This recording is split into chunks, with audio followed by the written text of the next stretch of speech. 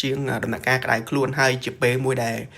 គូពេទ្យគាត់មានការព្រួយបារម្ភខ្លាំងហើយនឹងតាមដានអ្នកជំងឺល្អិតល្អន់មែនតើមិនថាទាំងដំណាក់ហ្វារ៉ូមិនថាទាំងការប្រើប្រាស់ថ្នាំទេ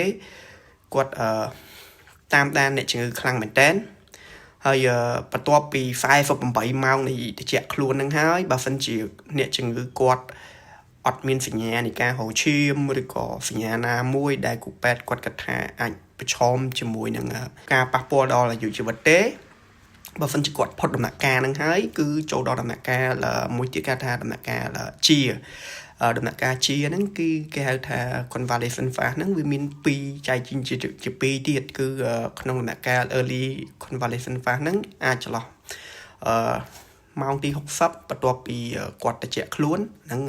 early បន្ទាប់ពីហ្នឹងទៀតចូលដល់ដំណាក់កាលគាត់ late convalescent phase ហ្នឹងឧទាហរណ៍ថាបើ